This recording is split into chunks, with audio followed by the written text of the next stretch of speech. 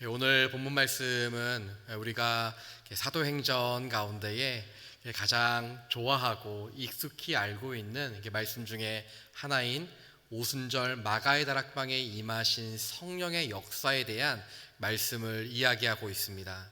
오늘 본문 말씀 1절을 우리가 함께 읽도록 하겠습니다. 함께 읽습니다. 마침내 오순절이 이르렀을 때 그들이 모두 함께 한 곳에 모여 있었습니다. 아멘. 오늘 본문의 첫 시작은 마침내 오순절이 이르렀을 때라고 시작하고 있습니다.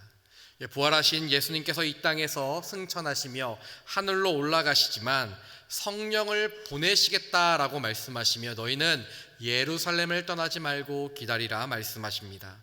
그리고 나서 제자들이 모여서 기도하며 기다리기 시작합니다. 예수님이 약속하신 성령님을 기다리고 있는 장면, 그 다음 무엇이라 시작하는가? 오늘 본문에 보면 마침내라는 단어로 본문을 시작하고 있습니다. 그런데 마침내는 어떤 단어입니까? 무엇인가 일어나고 사건이 일어나고 어떤 약속이 이루어지는 말을 쓸 때 쓰는 단어가 마침내이죠. 그런데 제자들이 오순절까지만 기다리면 이런 일이 일어날 것이다, 예수님께서 말씀하지 않으셨습니다. 너희가 며칠만 기다리고 너희가 언제까지만 기다리면 내가 약속한 성령님께서 너희에게 임할 것이고 너희가 권능을 받을 것이고 너희가 나를 증언하는, 열방 가운데 증언하는 놀라운 일들이 일어날 것이다 라고 그 때와 기한을 말씀하시지 않았다라는 것이죠. 성령님이 언제 오실지 제자들을 위시한 120명의 사람들은 다 알지 못했습니다. 그러면 이 마침내는 어떻게 된 것인가? 하나님께서 이 날을 준비하신 것입니다.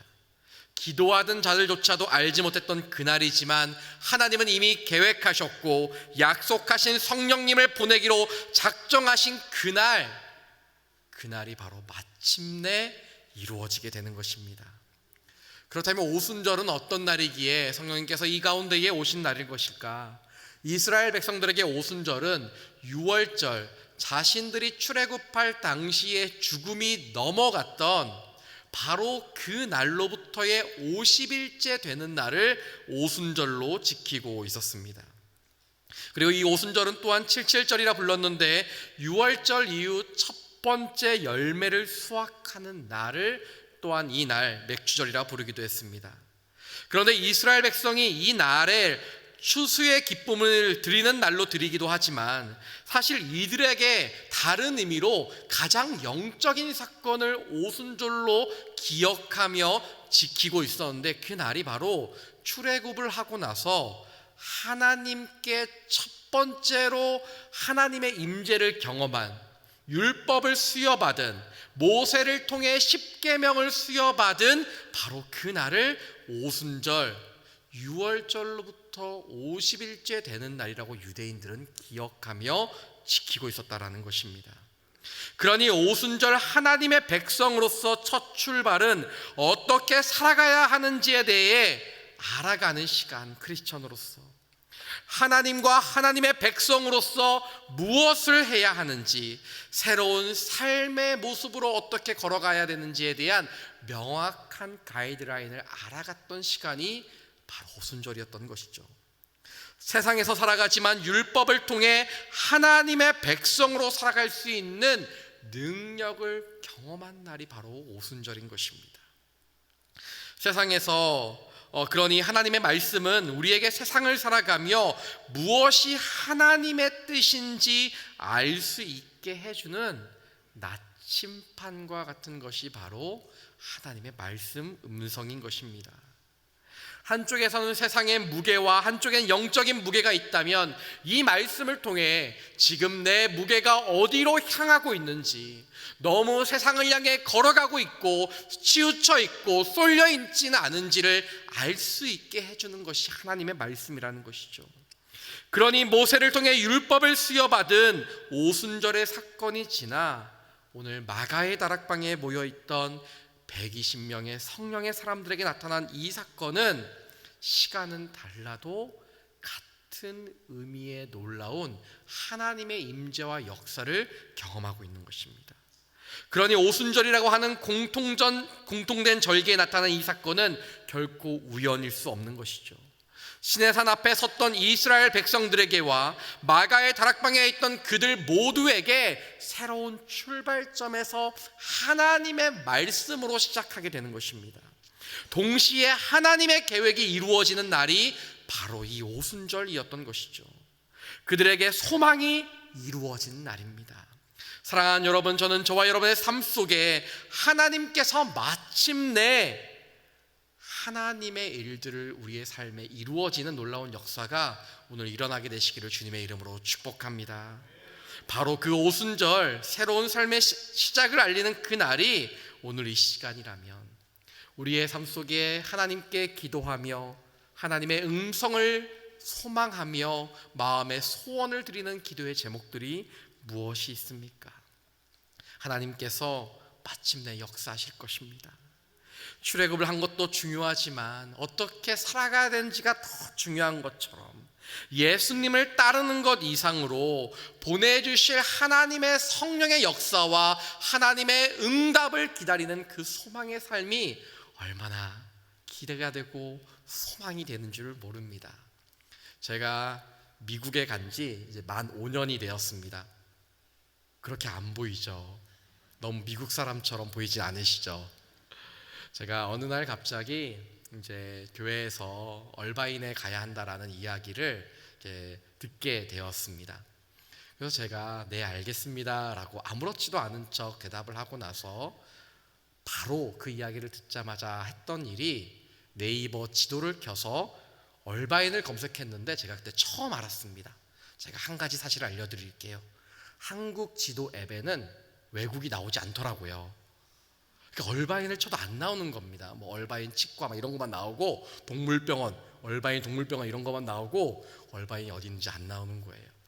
그래서 제가 그 다음으로 했던 게 이제 구글에서 나온 구글 그 지도를 다운로드 받아서 얼바인을 검색했더니 LA 근처에 있는 곳이 얼바인이라는 것을 알게 되었습니다. 그리고 너무 당황스럽고 놀란 마음에 그 당시에 일을 하고 있던 한국에서 일을 하고 있던 저희 아내에게 제가 전화를 걸어 이렇게 이야기했습니다. 여보, 우리 교회에서 얼바인 가야 한대. 그랬더니 제 아내가 딱 두 마디를 했는데 이렇게 이야기했습니다. 얼바인? 갑자기 왜?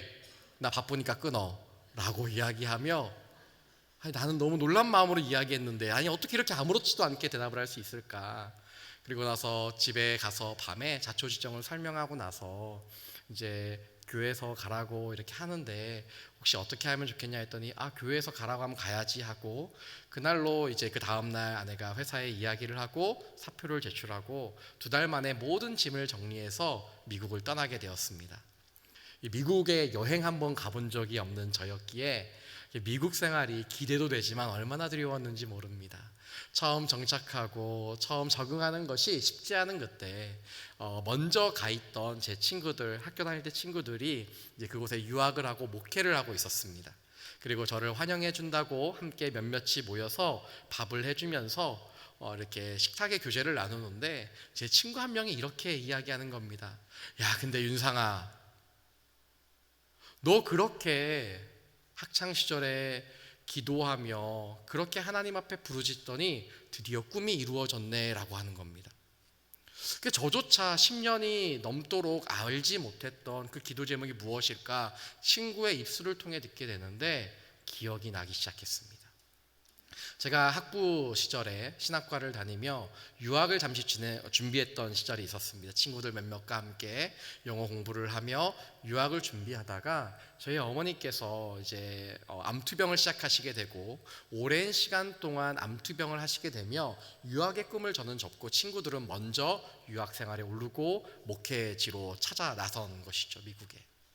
그리고 제가 그때 그렇게 기도하며 함께 꿈을 나누고 비전을 나누었던 그 일들이 저는 잊고 있었지만 하나님은 그 기도를 들으시고 이민 목회로의 부르심과 함께 하나님께서 계획하시던 바로 그때 마침내 이루어진 줄 믿습니다. 아무도 기억하지 못했고 아무도 이렇게 이루어질 거라 생각하지 못했지만 하나님은 하나님의 때가 되면 마침내 그 일들을 이루십니다. 사랑하는 성도 여러분, 오늘 하루하루를 살아가며 언제 이 일들이 이루어질까 기도에 낙심하며 너무 오래된 기도 제목이라 더 이상 기도 제목으로 내놓기도 너무나도 속이 쓰린 그런 기도 제목이 우리의 삶 가운데 있다면 여러분 좌절하지 마십시오. 여러분 슬퍼하지 마십시오. 하나님은 우리의 기도의 제목을 아시고 마침내 그 일들을 이루심으로 말미암아 하나님이 살아계신 것을 우리를 통해 보여주실 줄 믿습니다. 마침내 그 오순절이 찾아오듯 우리의 인생 가운데 그 오순절 영적인 사건의 날들이 오늘 이날 하나님의 놀라운 그때 이루어지며 하나님께 영광을 올려드리는 저와 여러분의 삶이 되시기를 다시 한번 주님의 이름으로 축복합니다. 그런가 하면 2절과 3절 말씀에는 이렇게 기록하고 있습니다. 우리 함께 읽도록 하겠습니다. 그때 하늘로부터 갑자기 급하고 강한 바람 같은 소리가 있었고 그들이 앉아있던 온 집을 가득 채웠습니다. 그리고 마치 불같은 혀들이 갈라지는 것이 그들에게 나타나 그들 각 사람 위에 임했습니다. 아멘. 먼저는 갑자기 급하고 강한 바람 같은 소리가 있었다라고 성경은 이야기합니다. 열왕기상 19장 본문에 보면은 엘리야가 이제 로뎀나무에서 죽고자 하였을 때 하나님께서 그에게 먹을 것을 주시고 다시 힘을 내서 이제 호렙산으로 보내시게 되죠. 그리고 그 가운데에 바위가 쪼개지는 것들을 경험하게 되고 지진이 일어나는 것들을 경험하게 되고 불이 나타나는 것들을 경험하게 되는데 그때 그 가운데서도 어디에서도 하나님의 임재와 역사, 하나님의 음성을 들을 수 없었지만 엘리야가 듣게 되기를 세미한 음성, 아주 작은 소리를 통해 하나님의 음성을 듣게 되었다라고 이야기합니다. 그 세미한 음성이 히브리어로 콜데마마 다카라고 이야기하는데 그 단어가 구약 성경 가운데 한 군데 더 나오는데 그게 어디 나오냐면은 출애굽 가운데에 십계명을 허락하실 때 하나님의 말씀, 하나님의 놀라운 음성이 들리는 바로 그 시간 가운데에 그 단어가 동일하게 한 번 더 나오게 됩니다.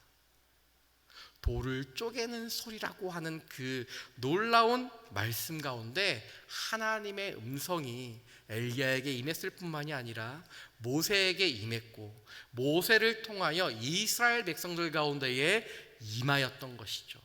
그리고 오늘 신약 성경에 이르러서 마가의 다락방에 있던 12제자를 위시한 120명의 사람들에게 동일하게 급하고 강한 바람과 같은 소리, 그 하나님의 음성이 들리기 시작하는 것입니다. 그리고 불의 혀와 같은 불꽃이 일렁이며 그 갈라지는 불꽃 끝의 모습을 보고 불의 혀와 같이 갈라지는 것, 그 성령의 역사가 일어나게 되는 것입니다. 그리고 그 불의 역사와 하나님의 소리 음성을 듣게 되고 가득 채우는 놀라운 역사를 통하여 그들이 어떤 일들을 경험했냐면 4절에 보면 이렇게 기록하고 있습니다. 그러자 모두 성령으로 충만함을 받고 성령께서 그들에게 말하게 하심을 따라 그들이 다른 방언으로 말하기 시작하였습니다 라고 기록하고 있습니다. 바람과 같은 소리와 불 같은 혀들이 각 사람에게 임하고 나자 그러자 모두 성령의 충만함을 받았다. 성령의 충만함을 받았다는 것은, 충만하다는 것은 머리끝부터 발끝까지 완전히 뒤덮이는 것을 의미하는 것이죠. 우리가 세례를 받고 있지만 간단하게 교회에서 줄 수 없기 때문에 세례를 물을 통해 받고 있지만 예수님 당시에 예수님이 세례 요한을 통해 받았던 것은 이제 침례였죠. 머리끝부터 발끝까지 온전히 다 들어가고 완전히 적셔지는 것을 우리는 충만함이라고 이야기합니다. 그런데 성령께서 그들 가운데에 충만히 임하셨다. 머리끝부터 발끝까지 모든 인생의 시간과 공간을 아우르시고 다스리시고 역사하시는 놀라운 은혜를 경험했다라는 것입니다. 그리고 나서 그들이 성령의 충만함을 받자 방언을 말하기 시작하는 겁니다. 고린도에서 성경에서 말하는 그런 방언이 아니라 정말 외국어를 말하는 그런 방언, 그 방언과 같이 이제 다른 나라 언어들을 이야기하기 시작합니다.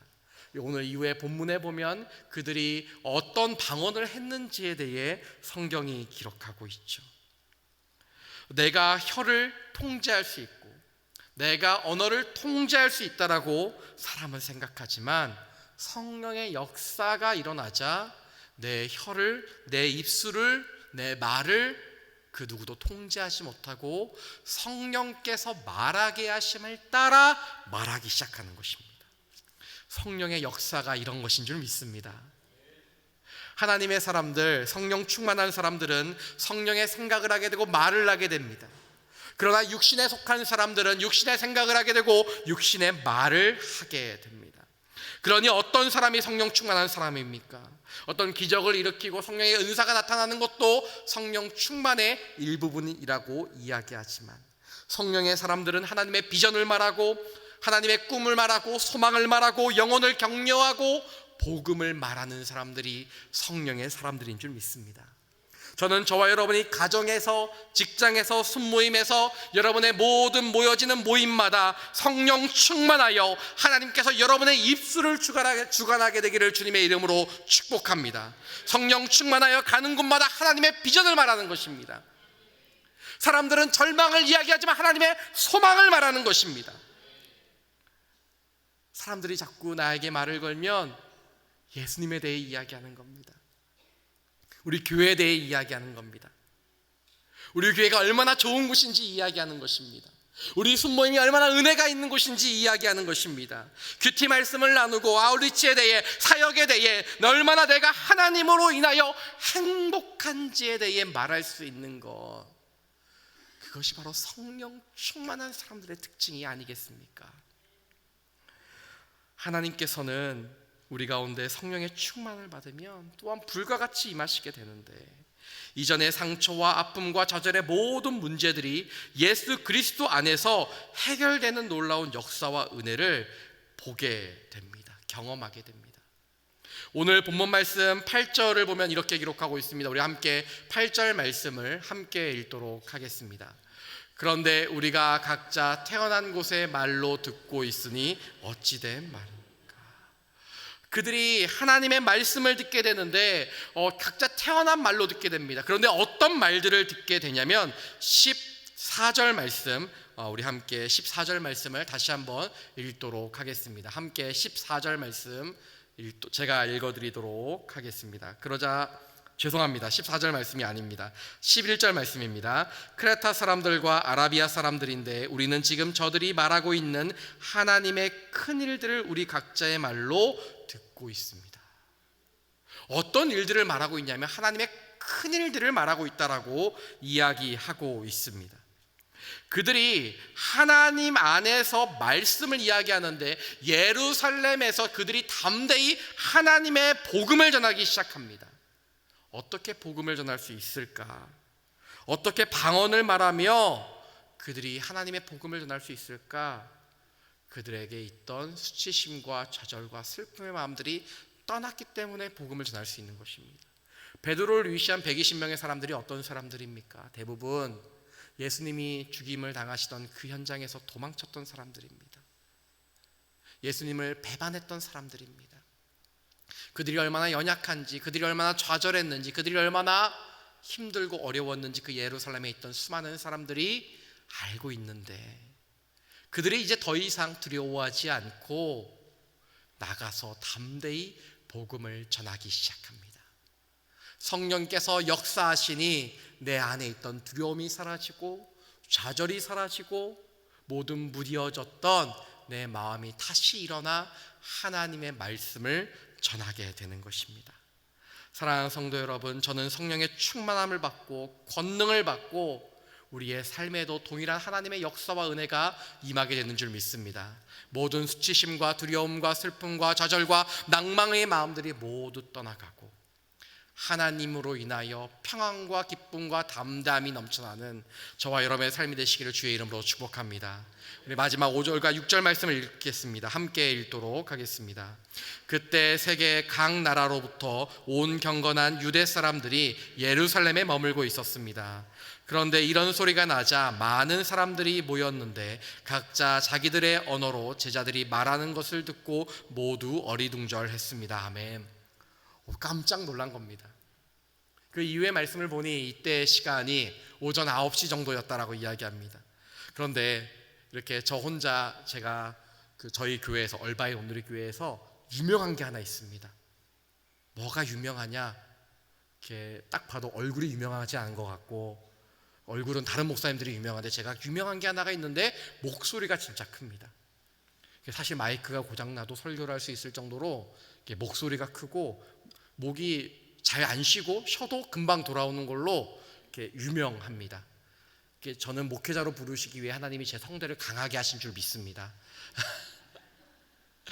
그런데 이 오전 9시에 저 같은 사람이 한 명이 이야기해도 막 시끄러울 텐데 120명이 되는 사람들이 한꺼번에 말을 하기 시작하고, 같은 말을 하는 것이 아니라 다른 어로 이야기하기 시작하자 그 지역 일대가 시끌벅적하기 시작합니다. 사람들이 주목을 끌고 이목을 끌고 사람들이 집중하기 시작합니다. 그런데 보니까 이 사람들이 다른 나라의 언어로, 다른 지역의 언어를 이야기하는데 행색이 다른 나라에서 온 것 같지가 않은 거예요. 행색이 다른 지역에서 온 것 같지가 않은 겁니다. 여행을 가시게 되면은 그 지역에 가면 옷차림이 다르다라는 것을 알 수 있습니다. 제가 미국에 처음 갔는데 검은 옷을 입은 사람이, 머리부터 발끝까지 검은 옷을 입은 사람이 저와 제 아내밖에 없더라고요. 캘리포니아는 햇빛이 너무 뜨겁기 때문에 검은 옷을 잘 안 입고 긴 옷을 잘 안 입는 거예요. 지금도 가면 저희 청년들이 이렇게 쪼리라고 하죠. 슬리퍼 신고 반바지 입고 이렇게 교회 옵니다.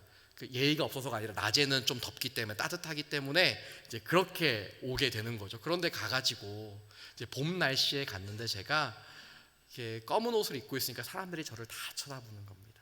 바로 그런 것처럼 이 행색이 외국에서 온 것 같지가 않고 누가 봐도 저 갈릴리 시골에서 온 것처럼 있는 사람들이 다른 언어를 말하기 시작하는 것이죠. 그런데 그들이 어리둥절할 때 7절에 보면 또 이렇게 이야기하고 있는데, 그래서 그들은 놀라 이상하게 여기며 말했습니다. 보십시오, 지금 말하고 있는 이 사람들은 모두 갈릴리 사람들이 아닙니까?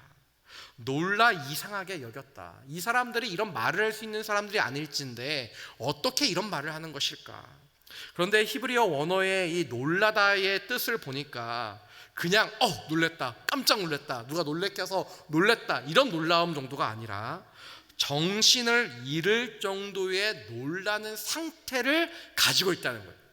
이게 마치 이게 그럴 수 없는데 그런 사람들을 보니까 정신을 잃을 것처럼 놀랐다라는 것입니다. 그리고 그로 인한 두려움의 충격이 그들을 휘몰아치고 있습니다. 그런데 왜 놀랐을까? 그럴 수 없는 사람들이 자신들의 언어, 다른 나라의 언어, 다른 지역의 언어를 말했기 때문에 처음에는 놀랐는데, 그런데 그 말을 듣고 있으니 더 놀라게 된 것입니다. 우리가 읽었던 11절 말씀을 다시 한번 보면 이렇게 기록되어 있습니다. 크레타 사람들과 아라비아 사람들인데 우리는 지금 저들이 말하고 있는 무엇이냐면 하나님의 큰 일들을 우리 각자의 말로 듣고 있다라고 이야기합니다. 하나님의 큰 일들은 무엇입니까? 그들이 알지 못했던 하나님의 큰 일들은 예수 그리스도께서 우리를 위해 죽으실 뿐만이 아니라 부활하셨고, 그리고 그 부활하신 예수님께서 하늘로 올라가시며 성령의 놀라운 역사와 은혜가 지금 나타나고 있다라고 하는 바로 큰 일들을 이야기하는 것입니다.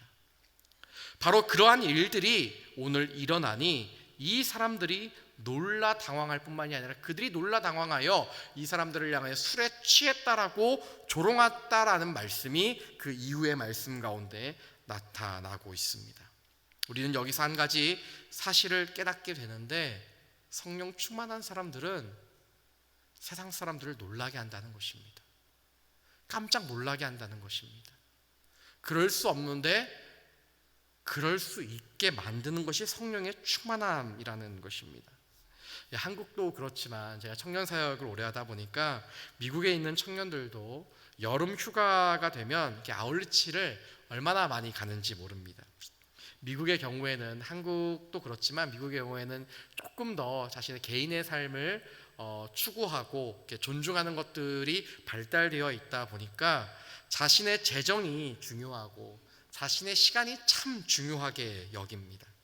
그런데 개인적인 휴가를 써서 여행 다니는 일들이 수많은 청년들 가운데 비일비재하는데 교회 다니는 이 오늘의 교회 청년들이 아울리치를 가는 것이 사람들에게는 조금 더 큰 결단처럼 여겨지는 일들이 종종 있습니다. 그러니 주위 사람들이 놀라기 시작합니다. 그 시간과 그 재정이면 어디를 갈 수 있고 유럽 어디를 갈 수 있고 어디 여행을 갈 수 있고 어느 호텔에 잘 수 있는데 왜 가냐라고 이야기를 하는 것입니다. 하지만 그들이 멈출 수 없습니다.